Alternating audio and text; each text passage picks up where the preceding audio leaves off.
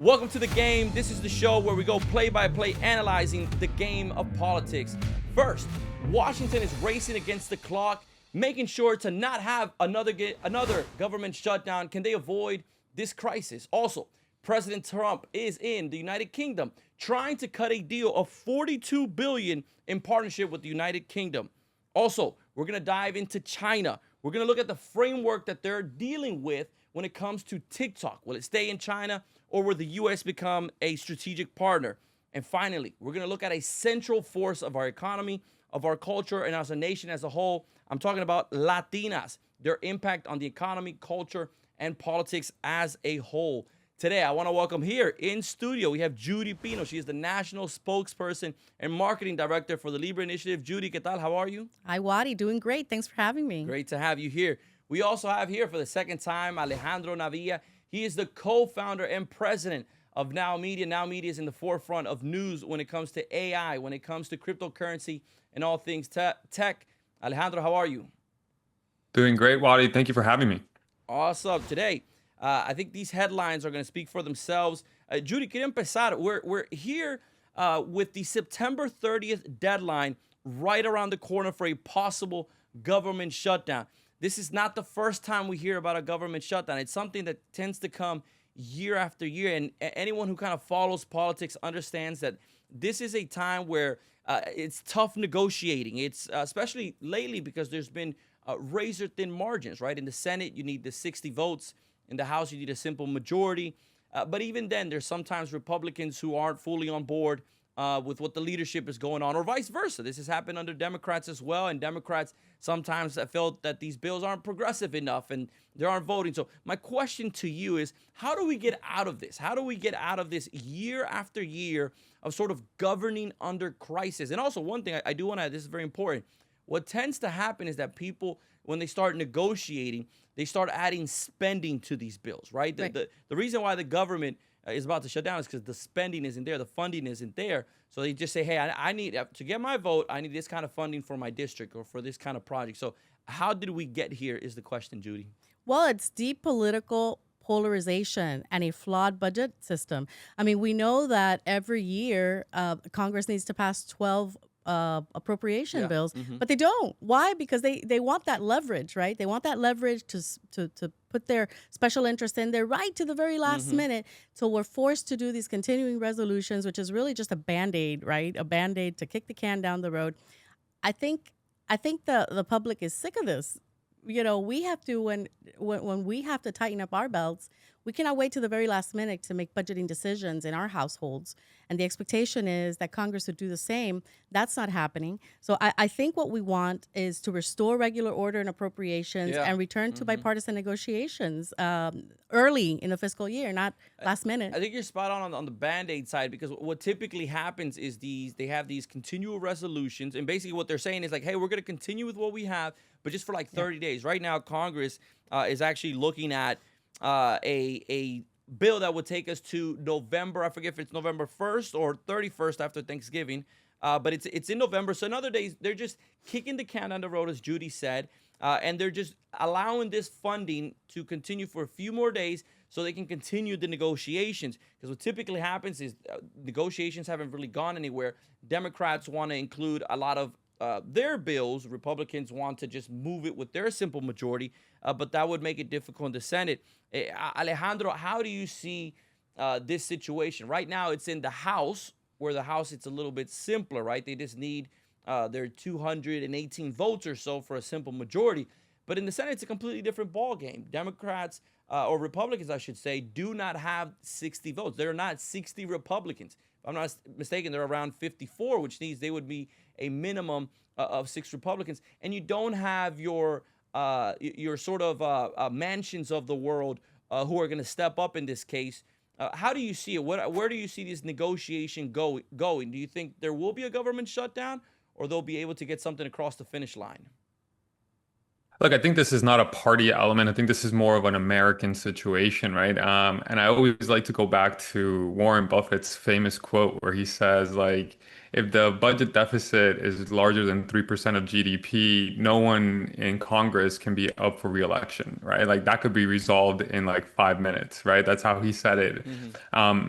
There needs to be accountability on the individual level when it comes to negotiations, right? The consistency of like overspending and then putting these pressure valves that are not sustainable to like the everyday American to sustain these businesses is like really, really not a healthy approach.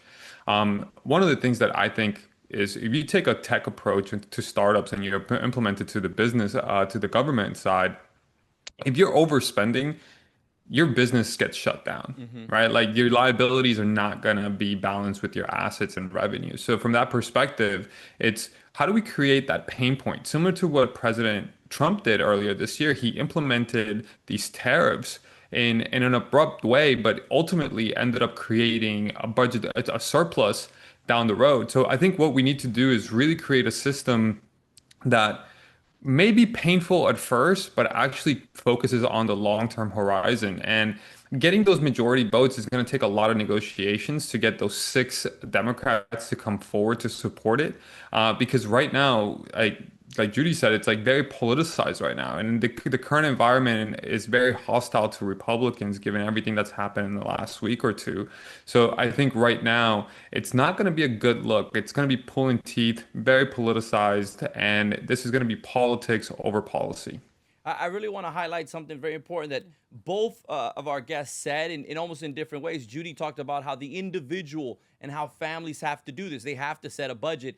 And then Alejandro, you talked about how in startups, in tech, in business, you have to do the same thing. The reality is the American people and the way that government runs are two different ways. We know we have to pay our bills. We know we have to either save or we know we either have to pay when the thing is due, when that payment is due.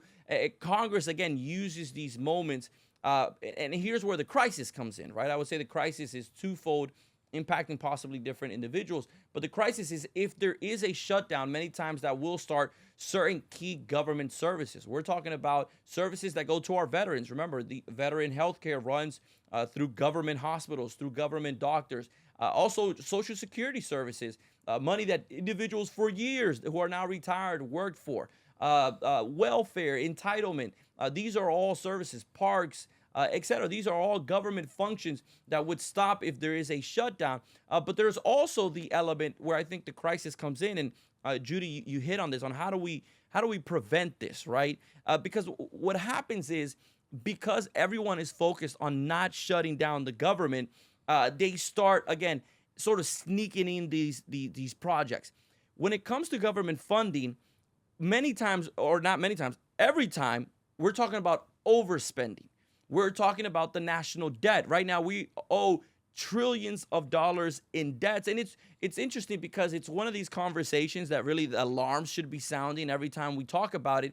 But since we don't feel it now, it doesn't, that we don't feel that urgency, right? It's sort of, hey, the U.S. is number one on commerce. We're number one on buying power, military, et cetera. So we feel that, hey, having a little bit of debt is not bad, but the reality is, one, it's not a little bit of debt anymore. The amount that we spend on the interest rate or on the interest just on this alone is a huge debt. I think I saw the number the other day. It's basically every American owes $220,000 if we were to pay off the debt. I mean, I know I don't want to pay that, but Congress here continues to do this. So, I mean, is that the big crisis here? And again, how do we kind of get out of it? How do we get out of the national debt, which isn't an easy question, but how do we get out of this cycle?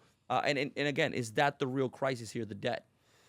We haven't balanced the budget in years, and I think President Trump is on the right track where we're going to feel some pain points at the beginning with the tariffs, but eventually it'll pay off. He's a businessman. He knows what he's doing on this front. But really, we're leaving this debt to our children, and that's not fair. And that's not fair to them because it is going to impact whether they can afford a home. Well, everything is just going to get more expensive. We've all had this conversation before, how difficult it is at the moment to afford anything because of the last 4 years, how detrimental the Biden era was to our economy. But what we're leaving to our children is just trillions and trillions of dollars in debt. And the only way we're going to do that is to really stop playing politics. And these the members of Congress really need to do their job, balance the budget, reform the process, stop playing politics. But maybe I'm being a little bit too Pollyanna. No, I think you're spot on like doing your job. And it's interesting. We a couple episodes again, there was a Wall Street Journal article that talked about that this generation feels that achieving the American dream is a little bit more difficult than previous generations. And when you start adding the fact that next generations, at a certain point, the clock is ticking, and they're probably going to have to pay this debt, that's going to become a lot more difficult. Before moving on to our next topic, Alejandro, I have a question for you. You're coming out of Charlotte, North Carolina. That's home for you. That's where you're raising your family. North Carolina is actually one of the states that does have a similar legislation that requires them to balance the budget. It requires them to be a little bit more fiscally sound in this place. As someone who's in a state like this, to you, how important is it that your federal lawmakers in North Carolina, U.S. senators, take the lead in this space when it comes to making sure that bills like the Government Prevention Act, which is a legislation that would require Congress to be able to continue with their current funding levels until they actually came with a long-term legislative plan. In other words, we wouldn't have a government shutdown, and it wouldn't be this crisis where we would just be bloating spending into a place. What are your thoughts here? Well, number one, I think making regulations be more pro-business. So I think what President Trump is doing is really great at making sure that we reshore a lot of the businesses to generate revenue, to create jobs from that perspective, to drive the economic value of our GDP and our society. North Carolina has actually been named by CNBC the #1 state for business, right? And that's not by accident. That's by a Republican legislator who has been incredibly advancing pro-business regulation.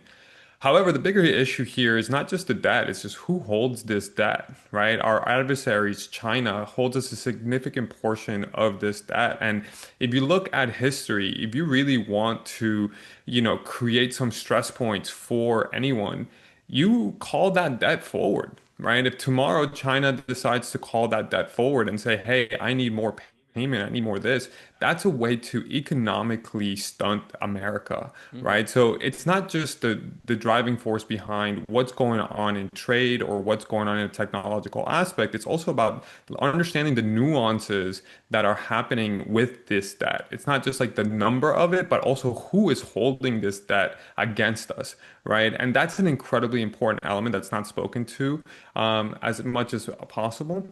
And that's the worrisome element. And Judy mentioned something that really needs to be highlighted as well. And you double down on it. The American dream for Gen Z, Gen Alpha is aloof, right? American home ownership back in 2008, for example, the average American was actually their first home was at 30 years old. Today, it's 38 years old, right? So it's almost a decade difference between being able to purchase your first home. And why is that important? Well, ownership derives responsibility, right? And if we are responsible, we have responsibility to the things that we truly own, right? Like the Constitution says private property is an element of a constitutional right, right? Amendment number 3. There's a sense of pride that you take into addressing the national issues. So if the next generation that's going to be responsible for addressing this debt has zero accountability or zero ownership or zero relationship to this nation, then how are we going to address it? Right? This like you'll rent everything, you won't own anything, and you'll be happy mantra is not exactly in the right trajectory, both from a generational standpoint and from an American dominance perspective. Yeah, I think that's so important. Very important points and essential when it comes to that future generation and when it comes to ownership. All right, I do want to turn our eyes now to the United Kingdom, where President Trump in the last few days or just yesterday arrived there, and we saw not just the prime minister, but we saw the royal family really roll out the red carpet, really show those that legacy of U.S. and English partnership for. And I think it's very interesting. Right now, we are living at a time where there's a lot of foreign wars going on. There's a lot of sort of turmoil, it feels, just geopolitically. And without a doubt, the United Kingdom, England, is one of our strongest allies. But through the years, England has joined NATO. Then we saw Brexit. They've kept their own coin. They've kept their own trade deals. And I think now this is the first time in modern history that a U.S. president comes for a second time and really has that royal treatment. Something that I know Trump is very excited about. Trump, I think, really likes when that red carpet is rolled out for him, especially by a royal family. I mean, this speaks a lot to the power of both nations. But I want to turn our attention to a $42 billion tech and trade deal that was struck by both nations. This is something that really leans into what they call tech prosperity. Alejandro, I want to continue with you. When you think of, and you were again here a couple weeks ago where we talked about the future of AI, what this administration has done with deregulations. Take us to what you see about this $42 billion investment that both countries are doing.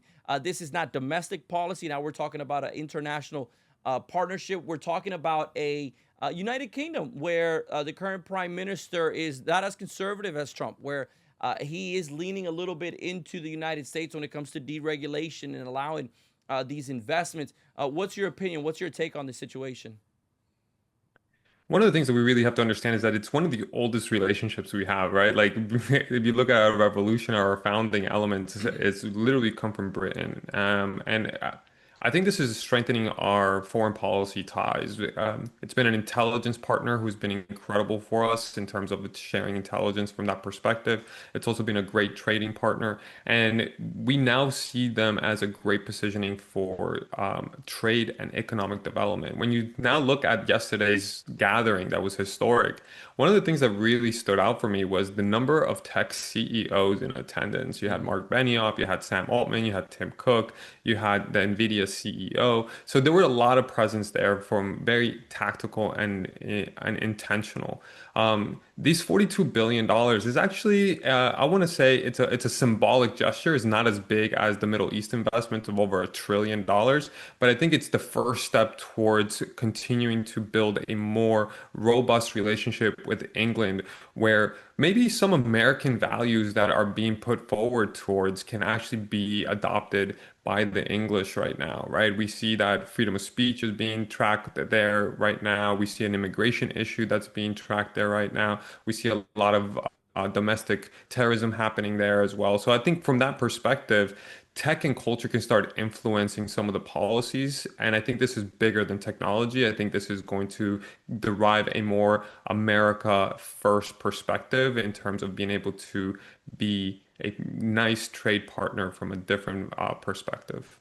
How do you, Judy? How do you think this news is received here in the United States? Right, there's without a shadow of a doubt, tech has transformed how we live. When we think of the gig economy, right? When we think of Uber, when we think of DoorDash, when we think of people selling courses online. I mean, that's because of tech. But then the new wave of AI, right? Robotics and self-driving cars. And when we talk about that next generation, right, that they want to reach that American dream, tech and AI and data centers, all these places will be key. So Alejandro mentioned there was the investments and the partnerships in the Middle East that reached into trillions. But also, again, this one with the United Kingdom, could this send a signal to other countries in the European Union or in Europe to partner with the United States? What do you think? How is this news received back home here in the United States? I think this, this is unique to Trump. This is a tech-first diplomacy. But we're usually, traditionally, you have prioritization of defense and foreign policy. So here he's doing it very differently. America first, business first, and now tech first, because he understands that this is the future. We talk about how much he likes the pomp and circumstance, the ceremonial, but I think he likes that because it presents the United States in a very powerful position, but it also helps him establish a personal relationship. Building a personal relationship with these dignitaries is so important if you're going to do business, right? The art of the deal. Yeah. Whereas usually, these presidents come in at the tail end after things have already been hashed out by their staff. Trump does it differently. Trump wants to establish the personal relationship. He wants to make the deal. And, I think it's a strategic hedge against China, Yeah. deepening alliances with our trusted partners to counter this tech Hmm. authoritarianism and global supply chain vulnerabilities that we know exist with China. I think it's going to be very well received in the United States. We need to build more of that. It's a clear pivot toward economic statescraft, and we need much more of that. That's such an important point because we sort of have the same competitors, right? England is also competing against China. The United States is Sure. competing against China, and something that the U.S. has with England that I mentioned earlier, and Alejandro mentioned as well, is just decades upon decades of strategic partnership. If not our most unique and most primary partner is England. I would say essentially vice versa. There are areas of disagreement. If we were to note, many critics are talking about the difference in opinion when it comes to Gaza, the difference in opinion when it comes to Ukraine. But there is that alliance. And before moving on, because we're going to talk a little bit about China, you mentioned this, Alejandro, that there is going to be, I think, a little bit of a Trump effect when it comes to the opinion of individuals in England. That we saw several protests against President Trump. That happens here in the United States. Anywhere where he goes, there's going to be critics. But there's also a lot of people who came out in favor of sort of supporting England. There's a conversation being had right now when it comes to immigration, right? Who should be coming in or out? What are their immigration policies when it comes to crime? And you mentioned all of these things. So I think, I'll say this, I think that conversation will continue. The president is there right now at the moment. I think later on today at 2 p.m. our time here, Eastern Standard, there will be a press conference where the Prime Minister and Trump will be discussing. One of the main things expected to be talked is China, which I want to turn now to our third topic, which is that U.S.-China conversation when it comes to TikTok. I think the conversation about TikTok obviously has to deal more than just an app where we think we're watching videos and having fun. The conversation is around national security, which I want to start with you here, Alejandro.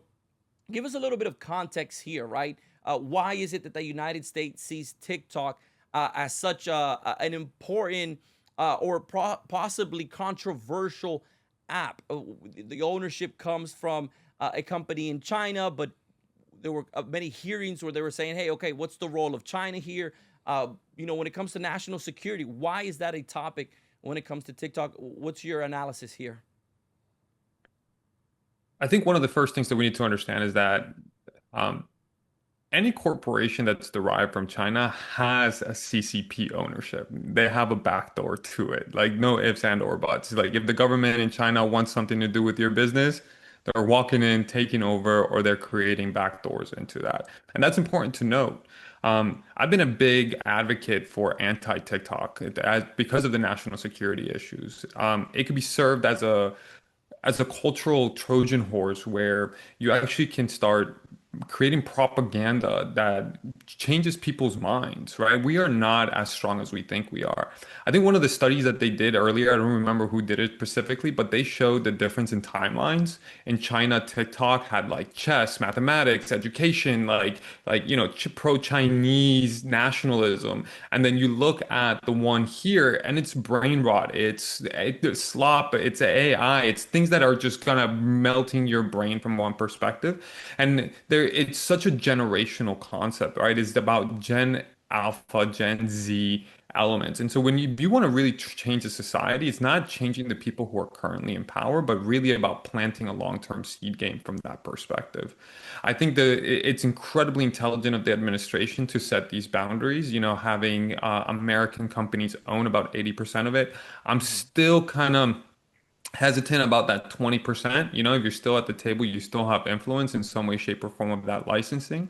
I want to understand who has access to those servers, who's going to be able to program the algorithms, who's going to be in charge of the national security element of the domestic element of the United States, and what is the relationship that the parent company ByteDance will have in terms of access to these things. But I think this is not only a national security issue, but this is also a cultural issue. If you really want to change the minds of a nation, you start through their number one consumption devices, which is right now, unfortunately, our mobile TikTok devices. And they make it so addicting, right? You can get likes, you can get multi-million views. They actually pump your content in a perspective that actually creates this element of addiction to the devices where a generation is glued to their phones and can create radicalization, whether right or left, if the right propaganda is put in place. So I think that's why it's such a big national security issue because of the access, the type of content that's being derived or pushed through the algorithm, and then also what it's going to do from our economic perspective. I think TikTok shop is one of the largest shopping networks. Like, it's become a national competitor to some of our own American companies like Amazon, Walmart, and things of that nature. So it's just going to be interesting to see how the algorithm is going to be pushed through with this new 80% American ownership. Alejandro, I want to continue with you. What kind of precedent does this set for the future? Because typically, I think this is going to be a little bit of a new model where one, the U.S. is part of the negotiations, the U.S. government, right? They're bringing in sort of U.S. companies, private companies to the table, but where it's this sort of joint ownership where the U.S. almost brokered the deal. Is this something that you think China will now say, hey, how can we do more of this? How can we begin to position ourselves as a number one company within the United States and not have to give up complete ownership, have the U.S. government be part of the negotiations, and almost the U.S. government, what does, it gives a blessing to the partnership. It gives a blessing to this company within the U.S. Again, not just from a national security point of view, but like you said, when it comes to TikTok and the economy, it's a huge competitor to Amazon, to Walmart, and all these places. Do you think if this deal does go through, is this a new model that China will lean in more into? It's an interesting question. I think for me, it's a bittersweet situation because I believe in the free markets. I believe that the market should be able to regulate itself. Government should regulate, not participate in the private sector markets, right? So this is kind of one of those overreaches where I'm kind of like, I'm kind of there's this tension between, okay, it's happening and why it should happen. Um, the government shutdown of TikTok earlier this year created a lot of backlash from a generational standpoint, right? Tens of millions of people came forward. A lot of people depend on the digital economy for their livelihood, right? It's a $2.75 trillion economy. Think about that. When you think of elements, people pay their rent, people pay groceries, people pay their bills, people pay their cars, people pay their cell phone bill because of the content they're creating on these platforms like Instagram, like WhatsApp, like Facebook, like Twitter, like X, and here in TikTok, it's become an economic resource for the everyday American, right? So when you think about it from that perspective, it creates a dangerous precedent, right? But it doesn't say that it's different from, let's say, China owning specific stocks in specific companies, right? Like you can still purchase in the free market if they take a certain percentage from that. What is really worrisome for me is having the state participate in this, right? From that perspective of brokering, of negotiating, from that element. I see it from as a pro in defending American liberties and stepping in and saying, hey, this is a national security issue. We need the private sectors to step up. And at the same time, it's kind of concerning because it will set a precedent where China can create another app or create another program or create another platform to the extent of influence that TikTok has and forces America once again to get involved in a trade deal or trade situation where leverage can be utilized against us and not for us. Yeah, it really speaks to the rise and influence of tech and why here in the United States we need to continue to lean into innovation, continue to make sure that we're not creating burdensome regulations that don't allow our generations of entrepreneurs, of innovators to thrive and to move forward. Because in an ideal world, we continue to be the lead when it comes to creating either systems, creating tech, semiconductors, or platforms, and we don't have to even find ourselves here in this situation. I do want to ask Judy to one of the points that Alejandro talked on the cultural side. It was interesting to see. I mean, this was during the Biden administration where they did announce sort of that TikTok was going to possibly disappear in the United States. It no longer was going to be available. And you saw a wide range of people come out and speak. But the reality is, and the facts are, what Alejandro pointed is that many times when you look at the timeline, in China, it's science, it's math, it's educational, it's almost like community based, very pro China.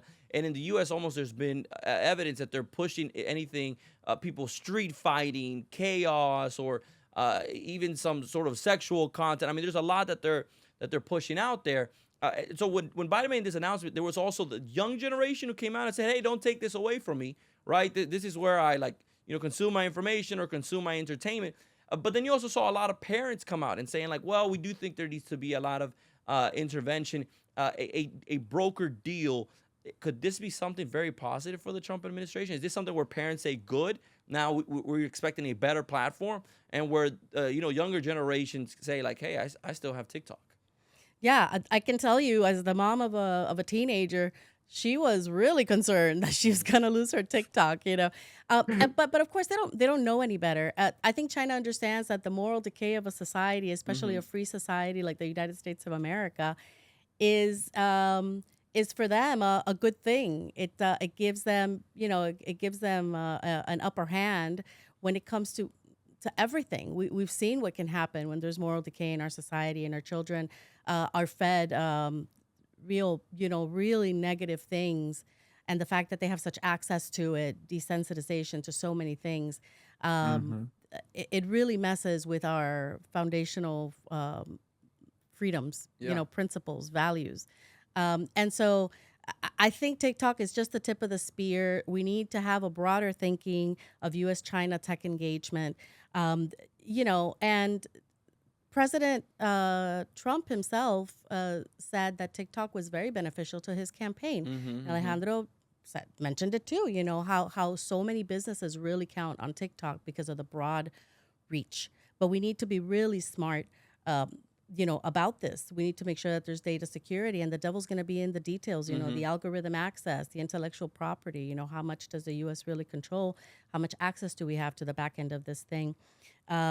It's going to be an interesting ride. I'm looking forward to seeing what happens. Yeah, and we don't have those details yet. I think that's what everyone's sort of waiting for. I think they see this as a good step forward in the sense that, hey, there's conversations being had. The deadline was right now in September where TikTok would again sort of be banned within the United States. They've extended that timeline because of the negotiations and conversations they had. So soon enough. National security. I think one of the things I want to add to that. We cannot sell the rope that we're going to hang ourselves with. So this is the time to really establish the baseline, the guidelines of how we're going to move forward with these type of partnerships. 100%. Because it's not going away. It's going to be essential. Yeah, again, tech and sort of technology is just front and center when it comes to all this. All right, I do want to turn now the conversation to why Latinas, or how Latinas are a central part of success when it comes to our society. We are in Hispanic Heritage Month, a month where many times businesses, individuals, just kind of take a moment to look at the role of Latinos, the role of Hispanics in our country, in our society, when it comes to entrepreneurship, when it comes to culture, when it comes to entertainment, music, sports, all of the above. I'm excited to have two strong Latinos here, two strong Hispanics being able to talk about this topic. Judy, you had an opinion article that ran in the DC Journal this week called From Heritage to Future that really talks about why Latinos are central to America's success. Tell us a little bit, I mean, what are the key points that drove you or the key points that you made in this opinion article? Well, I felt really strongly this Hispanic heritage, with everything going on in our country and everything we've been through, that this Hispanic heritage wasn't just going to be about, let's talk about our meals and our food, and our music. It needed to be which about, is awesome, of which course, is great, which is tremendo. Hey, bro, don't knock my empanadas, please. Don't knock my empanadas. Into the role that we play in this society. The fact that we have been a part of this country since our nation took its first breath.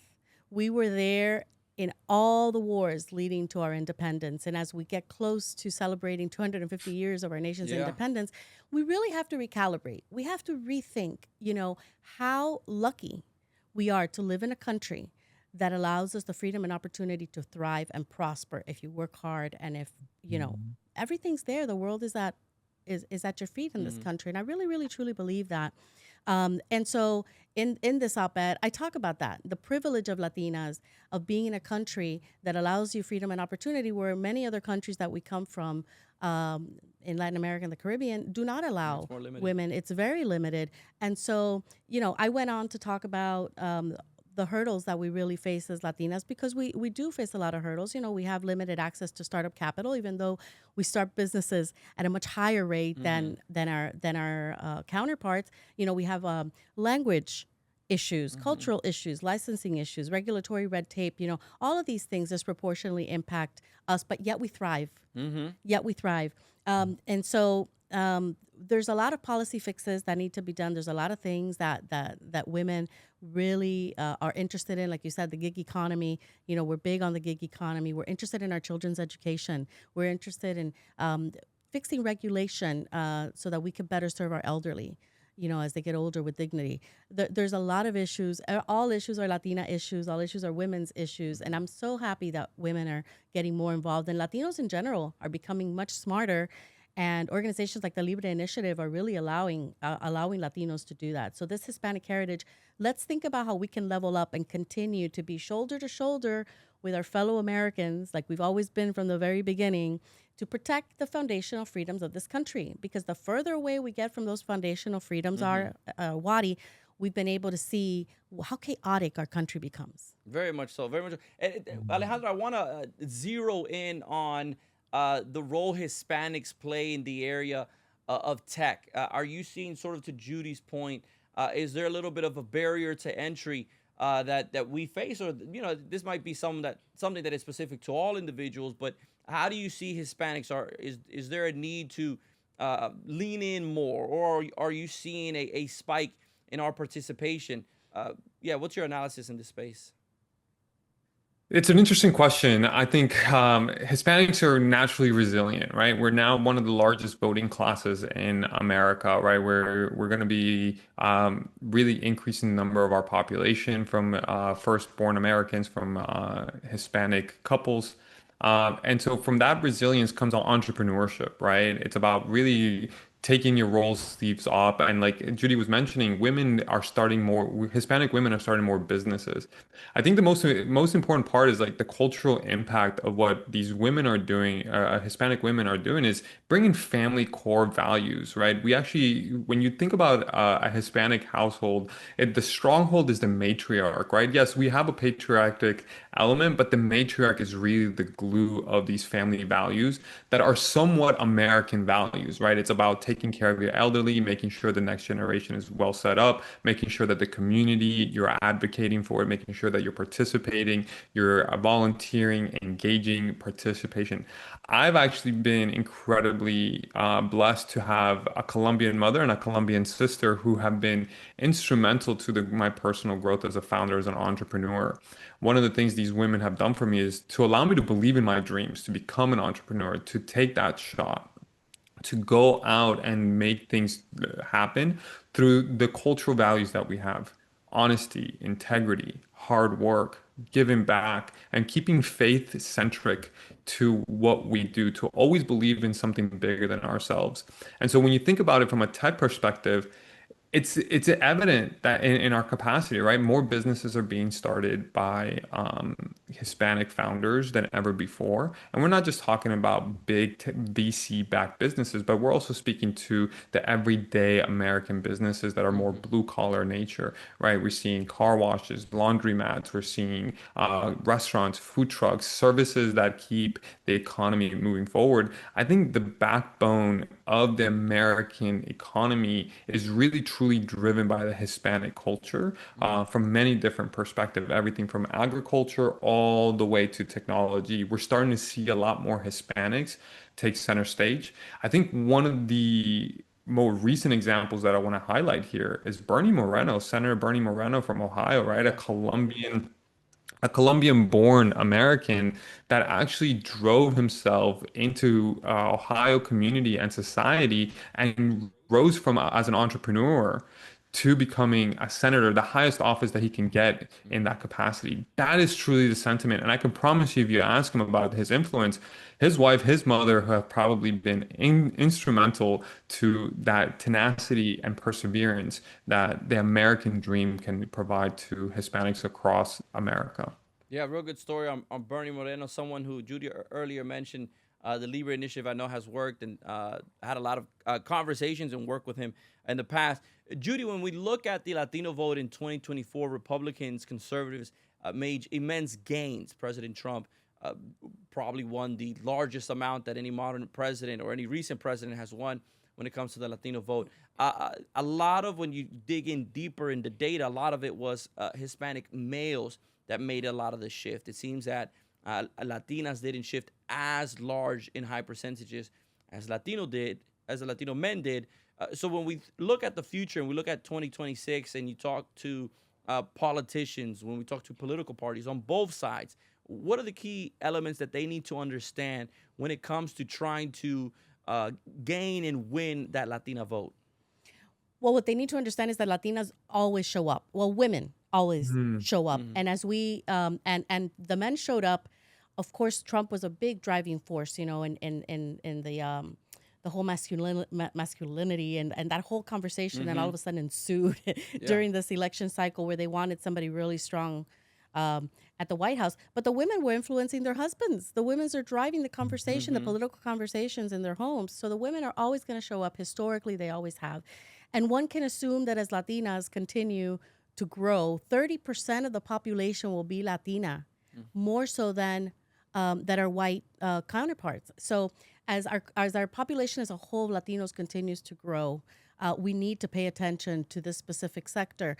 And I would definitely urge our leaders to start listening and not assuming, right? Everybody says, as we know, we're not monolithic, but we do care about the same issues as all Americans. We saw that in the last election, where the economy, our border security, education, those things were top of mind. Not even immigration; it was border security, and that is how the narrative changes. And we need to be able to identify those narratives. When you talk about economic freedom, education, understand what's important to them. And move beyond the outreach during Hispanic Heritage Month. It's got to be, stop being carpetbaggers. You don't just show up right before election. You have to be in the communities, the churches that are important to Latinos, the schools, wherever Latinos are at, the small business networks. It's all important. Representation matters, but I'll tell you what, respect matters a whole lot more. Very much so. The road to the White House, the road to a Senate majority, the road to a House majority does go through the Latino community. Politicians are going to have to continue believing that, leaning into that, and yes, do an outreach beyond this month. I do want to thank Judy Pino again for being here in studio. Alejandro, thank you. Navia, for joining our show. Once again, this has been The Game, the show where we go play by play, analyzing the game of politics.